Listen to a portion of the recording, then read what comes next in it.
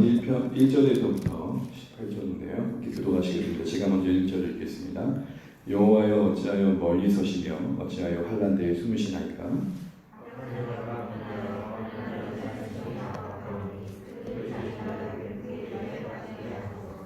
악인은 그의 마음의 욕심을 자랑하며 탐욕을 부리는 자는 여호와를 배반하여 멸치하나이다.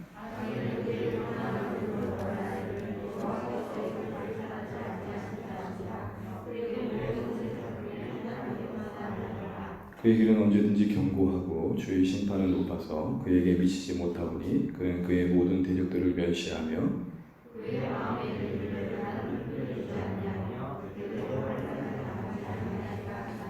그의 입에는 저주와 거짓과 포악이 충만하며 그의 혀 밑에는 잔해와 죄악이 있나이다.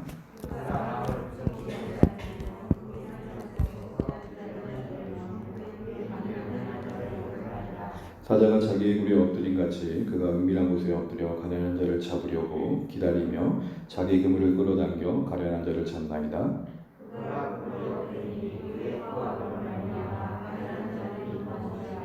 그가 그의 마음에 이르기를 하나님이 잊으셨고 그의 얼굴이 가리셨으니 영원히 보지 아니하시리라 하나이다.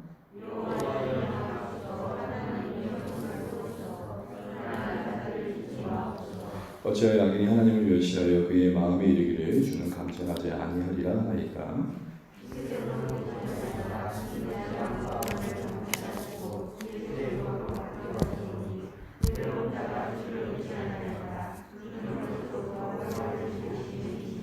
악인의 팔을 꺾으소서 악한 자의 악을 더 이상 찾아낼 수 없을 때까지 찾으소서.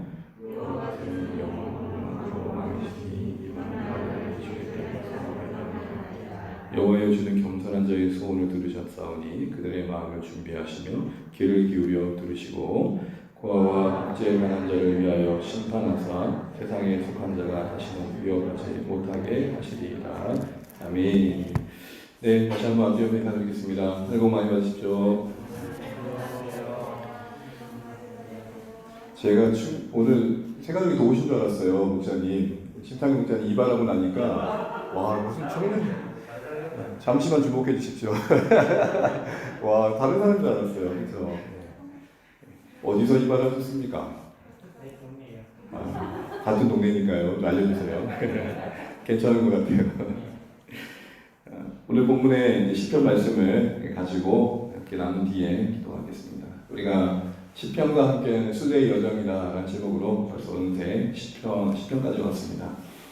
새벽부터 수요일 이렇게 한 주마다 6편씩 보고 있는데 이 숫자가 쌓여갈수록 우리가 파송받은 이유도 좀 시간이 흘러가는 걸 볼 수 있겠다 싶은 마음도 있고 또 시편을 읽어가면서 우리 인생의 현실을 하나님 앞에서 어떻게 살아내야 할지 믿음으로 살던 사람들 이야기 속에서 다시 한번 격려받기에 유익한 것 같습니다.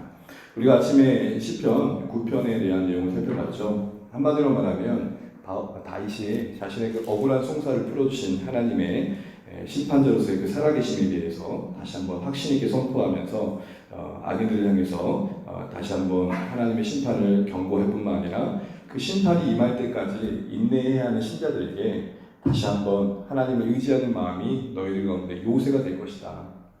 잘 기다리고 인내하기 바란다라는 격려의 말을 하면서 시편 9편 18절에 이렇게 말하죠. 참 마음이 제가 은혜가 되었는데요. 영원히 실망치 아니하리라.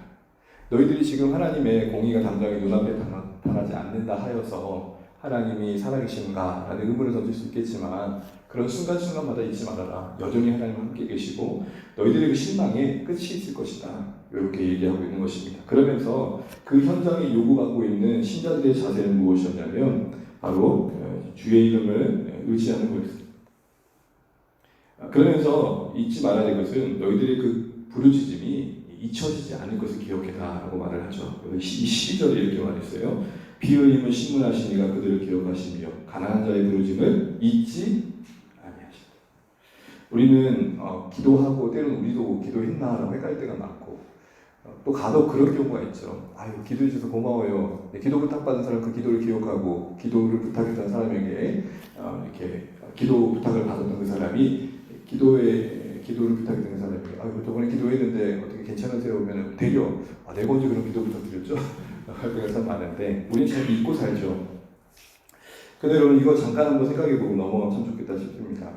사람들이 가장 두려운 게 있다면 뭐가 있을까요? 뭐 여러 가지가 있겠지만 많은 것 중에 여러 가지 중에 한 가지가 있다면 잊혀짐이 아닐까 싶습니다. 누군가로부터 잊혀지고 어디서부턴가 마치 없는 자와 같이 여겨지는 거죠. 분명 나는 있는데, 분명 나는 두 눈 뜨고 살아있는데 나는 마치 없는 자와 같이 여겨질 때, 사람들은 저마다 그래서 그런지 기억되기 위해 별 일을 다 합니다.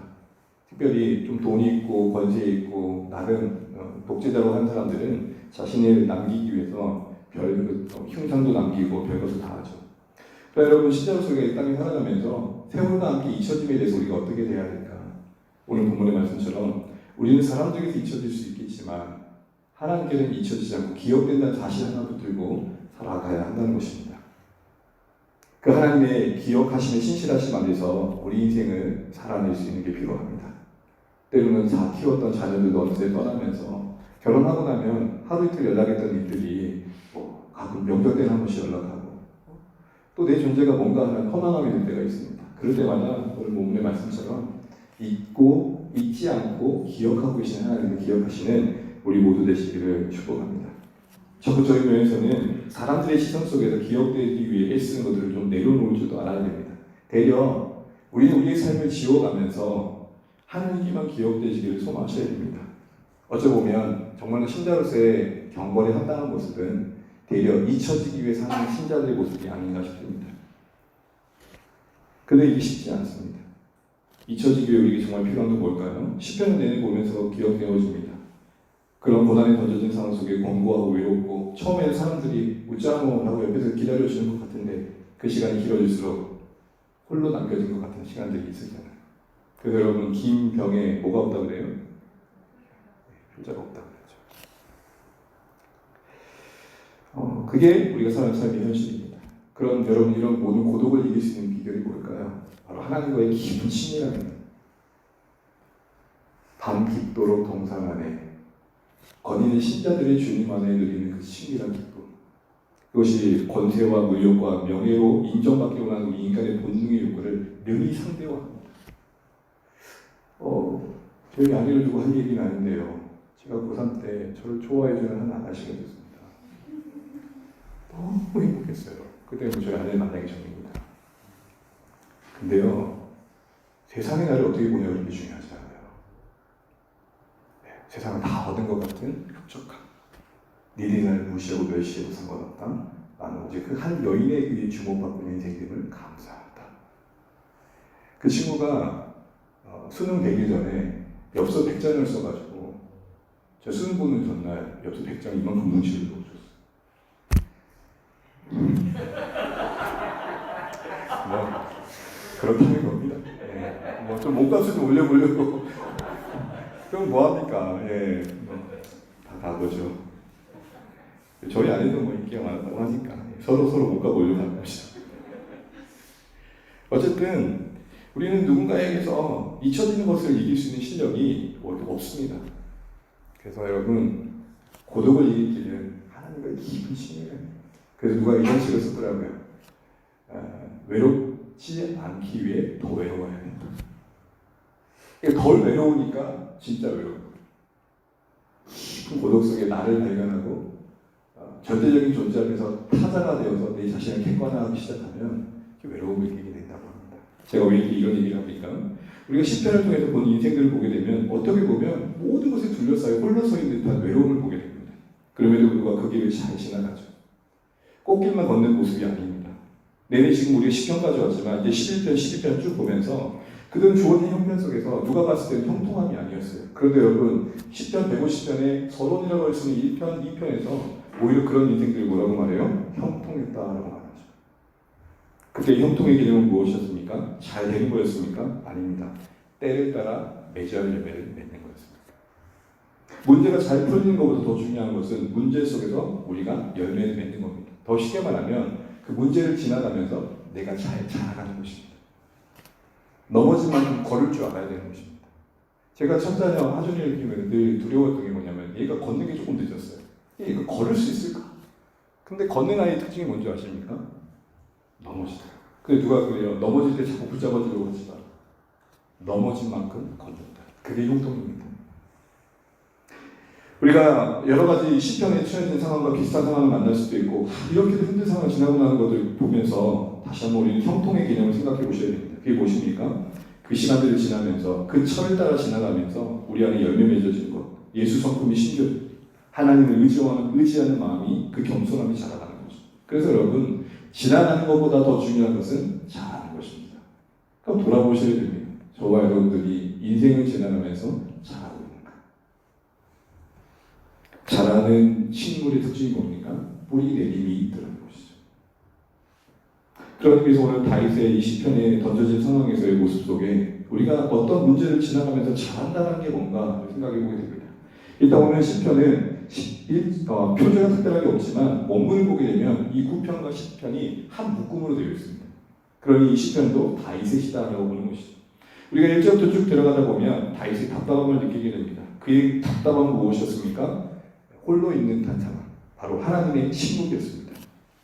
환난이라는 것보다 더 힘들었던 건 그가 환난보다 더 크게 느꼈던 고통은 혼자 있다는 것입니다. 환난이 끝없어 보이는 것과 더하여서 하나님께서 그 환난 속에 전혀 계시지 않는 것 같은 그런 막막함이 그를 더 옥죄었던 것이죠. 그래서 여러분 시편의 1절에 이렇게 말합니다. 우리 1절 한번 읽어보겠습니다. 시작. 여호와여 어찌하여 멀리 서시며 어찌하여 환난 때에 숨으시나이까. 여러분 성경을 보게 되면 한 절에 반복되는 구절도 주목해 볼 필요가 있는데 어떤 말이 제일 많이 반복되고 있습니까? 어찌하여. 이 안에 시인의 모든 감정이 고스란히 녹아져 있다고 해도 과언이 아닐 것입니다. 어찌하여라는 말은 탄식이죠. 깊은 탄식입니다. 그 탄식 속에서 외치는 겁니다. 그런데 그 한 절이 두 번이나 되어 있다는 것은 그만큼 답답하다는 것이죠. 어찌하여 외치 쪽에서 한숨을 느끼셔야 됩니다. 다윗의 그 고독감을, 답답함을 느낄 필요가 있습니다. 그러면서 이런 생각을 우리가 한번 해보게 됩니다. 우리는 신앙의 여정을 지나가면서 여러 가지 상황들을 만나게 되는데 우리 신앙에 사계절이 있는 것 같아요. 봄과 같이 따뜻한 햇살을 맞듯 하나님의 온기가 그대로 느껴져서 정말 행복할 때도 있고 또 그 하나님의 은혜가 너무 커서 열정적으로 섬길 때도 있고 또한 가을을 지나듯 깊은 열매를 맺을 때도 있고 때로는 겨울과 같은 삭막하고 외롭고 그런 추운 시간들을 보낼 때도 있다는 것입니다. 그런데 여러분 잘 아시죠? 사계절, 각 계절 계절마다 있어야 할 이유가 있다. 봄, 여름, 가을, 겨울이 만물 안에 식물과 작물을 풍성케 하듯 우리 인생의 신앙의 사계는 우리를 자라게 한다라는 것입니다. 각각의 계절이 필요한 이유가 있듯이 겨울도 있을 이유가 있죠. 그러게 여러분 오늘 다윗이 던져진 이 숨막히는 고독감, 하나님이 숨어 계신 듯 하나님은 아무리 외쳐도 아니 계신 듯한 그 던져진 상황 속에서 우리 다시 한번 신앙의 여정을 반추해봐야 됩니다. 나에게도 이런 시간을 지날 때가 있더라는 것입니다. 그리고 그렇게 하실 때 하나님의 깊은 뜻은 적어도 우리를 고독스럽게 하심이 아니라 우리를 더욱더 자라게 하십니다. 뭘 자라게 하실까요? 그런 고독 속에서 우리는 하나님만이 채울 수 있는 하나님에 대한 그 단절감은 하나님만이 채울 수 있는 감각을 확대시킵니다. 무슨 말이냐면 늘 먹을 수 있는 거 있잖아요. 늘 먹을 수 있는 것들을 먹을 수 없는 상황이 되면 뭐만 보여요? 그것만 보여요. 늘 곁에 계신 줄 알았던 하나님이 멀리 계신 것 같은 상황 속에서 다윗 안에 하나님만을 더 바라보는 갈망함이 자라더라고요. 희한하죠. 그런 고독감과 답답한 상황 속에서 하나님은 그렇게 다윗을 다루고 계셨던 것입니다. 여러분 그러면 그가 지금 다윗이 겪고 있는 숨막히고 있는 정말 숨어 계신 듯한 하나님의 이 부재 속에서 답답해하는 그가 보고 있는 상황들은 무엇입니까? 악한 자라고 하는 교만한 자들의 행태였고 악한 행태였습니다. 그 행태가 무엇인지 볼까요? 2절입니다. 우리 한번 읽어보겠습니다. 2절 시작. 악한 자가 교만하여 가련한 자를 심히 압박하오니 그들이 자기가 베푼 기회에 빠지게 하소서. 오늘 보시게 되면 이 악한 자가 교만해서 가련한 자, 이 가련한 자는 한마디로 뭘까요? 힘없는 자. 그 힘없는 자를 뭐라고 그래요? 심히 뭐 한다고요? 압박한다는 것은 다른 말로 말하면은 그 가련한 자의 약점을 가지고 몰아친다는 거예요. 국류를 내리는 게 아니라 심히 어렵게 만드는 상황 속으로 몰아갔더라는 거예요. 그 이면에 뭐가 있습니까? 그 가련한 자의 형편에 대한 이해보다는 3절처럼 그 악인의 마음에 욕심이 작동하고 있는 걸 보게 됩니다. 3절 한번 읽어보겠습니다. 시작. 악인은 그의 마음에 욕심을 자랑하며 탐욕을 부리는 여호와를 배반하며 멸시하느니라. 네? 잠시만요.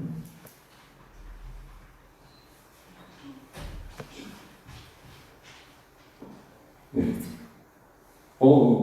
언제 왔어요? 희한하네. 아까 안 적으셨어. 죄송해요. 헷갈렸다 내가. 제가 지금 조금 배가 고픈지 한참과 한가득 헛것이 보이고 2절 말씀, 3절 말씀 다시 한번 보게 되면 이 압박하는 악인의 마음에 뭐가 가득합니까? 마음의 욕심이 가득하다는 걸 보게 됩니다. 그런데 더 특징이 있어요. 3절을 보면 참 안타까운 마음이 들어요. 3절 끝절을 보시죠. 이 누군가 다른 한 인생을 향해 국률을 여기지 않고 압박하고 있는 이 사람의 각오를 보세요. 뭐라고 되어 있어요? 여호와를 배반하여 배신. 굳이 안 믿었던 사람에게 붙일 말은 아니겠죠. 여호와를 배신했다는 것은 이미 그에게도 신앙에 뭐가 있다? 각오가 있다. 무슨 말이에요? 한때는 하나님이 예비하는 신자였다는 거예요. 그런데 지금 미끄러져 엄한 곳에 가 있더라는 것이죠. 가는 교회 생활을 하다 보면 한때 열심히 했던 신자들이 신앙과 교회에 대해서 더 냉소적으로 바뀌는 경우를 우리가 종종 보게 됩니다. 이들에게 참 필요한 게 뭘까요? 저는 무엇보다도 하나님에 대한 바른 이해가 필요하다는 것입니다. 더하여 인간의 약함과 또한 악함에 대한 바른 이해가 필요합니다. 더 쉽게 말하면 우리 모두가 긍휼이 필요한 인생임을 아는 게 필요하다는 것이죠. 때로 우리의 의가 작동해서 칼날을 히 들고 흔들지만 정작 그 칼날을 들고는 나도 또 다른 악의 측면에서 보면 하나님 앞에 정죄받을 게 있다는 것이죠. 어쨌든 이 악인은 안타깝게도 한때 하나님을 예배했다고 하는 각오가 있는 그런 인생이었습니다. 그런데 여기서 미끄러져서 자신의 욕망이 우상이 되고 신이 되어 누군가를 괴롭히는 자리에 있습니다. 또 한번 보세요. 이 악인의 행태를 보게 되면 5절을 볼까요? 5절 우리 한번 읽어보겠습니다. 5절입니다. 시작. 그에게는 언제든지 경고하고 죄의 심판 높아서 그에게 미치지 못하오니 그는 그의 모든 대적들을 뭐하며 멸시. 기본적으로 사람들을 적대시하고 멸시한대요. 7절을 볼까요? 제가 읽겠습니다. 그의 입에는 저주와 거짓과 포악이 충만하며 그의 혀 밑에는 잔해와 제약이 있나이다. 뭐가 충만해요? 은혜가 충만한 게 아니라 모든 음과 감각한 것이 그 안에 가득하고 그것이 입으로 나오더라는 거예요. 8절부터 10절을 보게 되면은 참 누군가를 향해 포악한 인생임을 또 보여주는 걸 보게 됩니다. 근데 그 모든 악의 행태의 시작이 5절에 나와 있어요. 5절 한번 다시 한번 보게 돼요. 5절에 뭐라고 있어요? 그 얘기는 언제든지 뭐하고 경고. 이 말이 무슨 말일까요? 그 사람은 하는 일마다 다 잘 되더라. 그러니까 뭐 물질적인 소식도 없고 늘 하는 일마다 잘 되더래요. 악인인데. 여러분 여기서 중요한 것을 발견하게 돼요. 뭘까요? 성공이 만드는 교만과 악이 있더라는 거예요.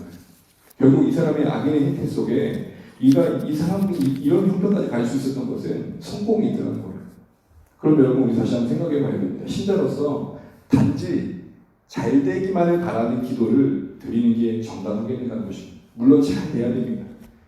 제 질문은 우리의 인생 속의 신앙의 관점에서 성공이라는 것이 제 적이 될 필요가 있다는 것입니다. 거듭말하지만 모든 게 잘 되면 성공일까요? 아닙니다. 결론부터 말씀드리면 성실이 성공입니다. 하나님을 보내신 곳에서 하나님의 사랑으로 하나님께서 맡기신 것을 하나님을 위해 살아내는 인생의 가치관을 가지고 우리의 부름받은 삶의 자리를 갖고 가는 그 실력이 정말로 진짜 성공의 모습이라는 것입니다.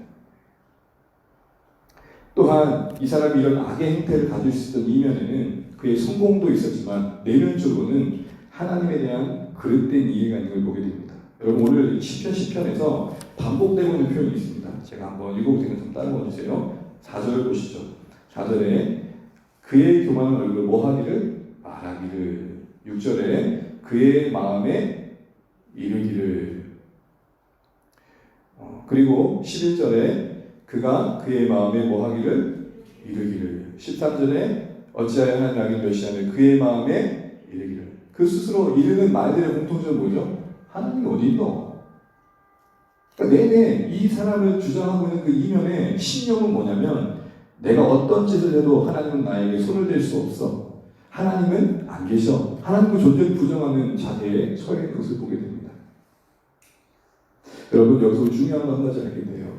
하나님에 대한 지식과 이해가 우리의 행동에 영향을 준다는 것입니다.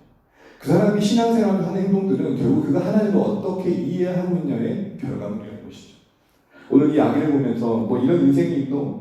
어디 감히 하나님이 없다고 말하고 하나님 보시고 계시나라고 저렇게 하늘 높을 줄 모르고 하늘 찌를 줄 모르고 하늘까지 찌르는 저 교만함을 보이노? 라고 할지 모르지만 갑자기 씁쓸해지는 마음 들지 않습니까? 왜냐하면 적어도 이 사람은 정직해요. 왜요? 하나님 없다는 확신 가운데 그 확신을 따라 살고 있어요. 적어도 그의 신념과 일치된 모습을 보이고 있다고요. 근데 우리는 어떠죠? 하나님이 있다고 하는데 내 입과 손과 발은 없는 듯한 행동을 보일 때가 있지 않을까? 우리의 믿음과 삶의 계기를 현실적으로 진행한다는 것입니다. 우리 이걸 전문용어로 이렇게 말합니다. 앞서 이와 같은 사람을 무신론자라고 통칭한다면 이와 같은 신자들의 믿음과 현실의 괴리감을 당연시 여기는 것을 뭐라고 말하냐면 실존론적 무신론자라고 하는 거예요. 이성과 이 지식으로는 신이 있다고 인정한 하나님의 신을 받아들이는데 실천적으로 드러나는 사람을 말하는 것이죠. 그래서 여러분 우리는 악인을 향해 손가락을 하기 전에 이 악인의 행태가 우리에게 있지 않은가 다시 돌아볼 필요가 있는 것입니다. 적어도 하나님의 계심을 분명 부인하지 않으나 이 교회당 밖을 나가고 예배 초선 밖을 나가서 나의 삶에 적어도 믿음에 있어서 하나님의 인정하는 실천이 있는가 반성해 보는 것이죠. 그래서 여러분 우리는 악인들을 통해 우리 안에 있는 악을 재점검하는 것입니다. 그럼 여러분 이런 악인의 행태의 그 답답한 상황을 다윗이 어떻게 이겨냅니까? 결국 그는 간구하는 중에 깊은 절망을 넘어 소망을 구하는 데까지 간구를 보게 됩니다. 여러분 시편을 읽을 때 중요한 관점 중에 하나는 이 시편의 내용이 어떻게 점진적으로 어떤 방향으로 흘러가고 있냐는 겁니다. 특별히 여러분 1절을 보세요. 1절 다시 한번 보시면 여호와여 어찌하여 라고 했습니다. 어찌하여라는 가슴과 마음으로 불렀던 이름이 여호와였습니다. 한숨이었죠. 답답함이었죠. 그런데 갑자기 12절을 보세요. 여호와라는 이름 똑같이 부르는데 뭐라고 말하죠? 일어나시죠. 하나님 이 악인들의 행태 가운데 개입해 주시죠. 뭔가 믿음으로 하나님의 일하심을 구하고 있습니다. 더 나아가 이제는 어떤 자리까지 서 있습니까? 17절 함께 읽겠습니다. 17절입니다. 시작. 여호와 주는 겸손한 자의 소원을 들으셨사오니 그들의 마음을 준비하시며 귀를 기울여 들으시고 아멘. 뒤 18절까지 읽게 되면 하나님은 반드시 심판하실 것에 대한 기대감으로 승화되고 있는 것들을 보게 됩니다. 지금 우리의 가련한 간구를 들으실 것을 내가 압니다. 그 들으심을 따라 심판하실 것을 내가 압니다. 라고 확고한 자세로 서 있는 것을 보게 됩니다. 우리는 이 점진적으로 변하는 다윗의 숨어 계신 듯한 하나님의 답답한 부재 속에서 홀로 헐떡이는 중에 여호와라는 이름을 외치는 중에 어느새 그 마음에 확신 있게 차오르는 모습들을 보게 됩니다. 아시지요 그니까 제가 한수교라는 곳에 사역할 때 마룻바닥에서 새벽에 가면 항상 이 노래를 부르시는 권사님이 계셨어요. 아시지요 그니까 그니까의 누구냐면 바로 남편. 도저히 사랑할 수 없는 남편. 심지어 저한테 예배드리고 홀딱홀딱 올라가시면 아이고 벌써 이렇게 늦게 오셨어요. 아이고 말도 마요. 마귀 새끼가 방해해가지고.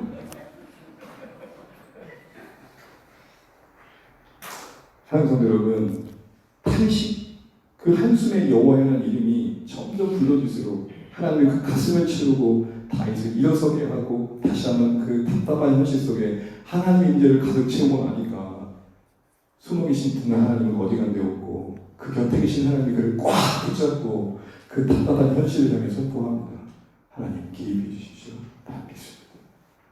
사랑하는 여러분, 신앙의 여정의 하루하루 속에 우리의 기도의 필요는 무엇입니까? 그냥 기도하자는 게 아닙니다. 그 가운데 우리 영혼에 힘을 더하시고 그래서 우리 절망을 딛고 일어날 소망을 주시는 하나님 만나자는 것입니다. 그 시간 채우자고 나오라는 게 아닙니다. 적어도 우리 심령 속에 우리 연약함과 악함을 안다면 이 하나님의 붙잡아 주심의 은혜 없이 살 수 없음을 안다면 엎드려야 한다는 것입니다. 우리 자신의 이해와 감정과 생각을 넘어서 살아가기가 쉽던가요? 어떤 현실을 수용할 때 내 생각과 내 감정과 내 각오의 상처가 작동되기가 쉽던가요? 아니면 허허 하면서 은혜가 더 작동되기 쉽던가요? 어느 한 날도 숨쉬는 순간순간마저도 하나님의 임재 안에 살아내지 않으면 쉽지 않은 게 우리의 인생이죠. 바꿔 말하면 하나님의 임재가 매 순간순간 우리를 주장할 때 어찌하여라는 탄식 중에는 우리의 인생 속에 하나님께서 원하시는 삶의 모습이 만들어질 수 있다는 것입니다. 이 강구 속에 여전히 변하지 않는 환경 속에서 다윗은 다른 태도를 보여줬음을 기억하십시오. 보세요. 17절 말씀을 보시게 되면 그가 간구한 중에 얻은 유익이 무엇입니까? 마음을 준비시켜 주시는 하나님만. 17절 보세요. 마음을 준비시키시며 아직 아기들은 벌렁벌렁 살아있는데 그 사랑을 대한 다윗의 마음을 강하게 해주셨다는 것입니다. 그렇다면 여러분 어떻게 이 간구를 이어갈 수 있을까요? 오늘 결론입니다. 이런 답답한 상황 속에 하나님이 아니 계실 것 같은 상황 속에 던져졌을 때 하나님 어디 계셔요? 라고만 묻지 말고 우리가 어디 있는지를 점검해보자는 것입니다. 하나님 늘 계셔야 할 곳에 계셨고 묵묵히 계신 것 같으나 있어야 할 곳에 계신 분이시니 우리는 그 하나님을 바라보는 자리로 나아가자는 것입니다. 하나님 어디 계셔요? 라가 아니라 내가 지금 어디 있는지를 돌아보자는 것이죠. 우리의 무력함과 넘어짐은 하나님께로부터 멀어진 만큼의 회피합니다. 정비합니다. 그래서 거듭 말씀드리지만 우리에게 다시 한번 기도의 무릎이 회복되기를 주의 이름으로 축복합니다. 우리의 삶이 어떤 형편에서도 좀 더 믿음의 일치들과 인생 되기 위해서 절실히 필요한 것은 하나님의 임재이고 하나님의 임재가 우리 가운데 치워주시는 하나님의 방식은 기도이니 우리에게 주님 앞에 나오는 시간이 기쁘고 감사가 되시기를 주의 이름으로 축원합니다. 그래서 오늘 다윗이 누렸던 유익처럼 여호와여 여호와여 여호와여 부를 때마다 주여 주여 주여 부를 때마다 처음엔 우야노 오잖아 가볼까 하던 중에 그래 해보자 라는 마음 부어주시는 그 하나님을 만나는 우리 인생 되셔서 그 마음 부여받아 하루하루 살아보면 어느새 우리 인생 속에 일하시는 우리 하나님 일하시는 볼 줄도 믿습니다.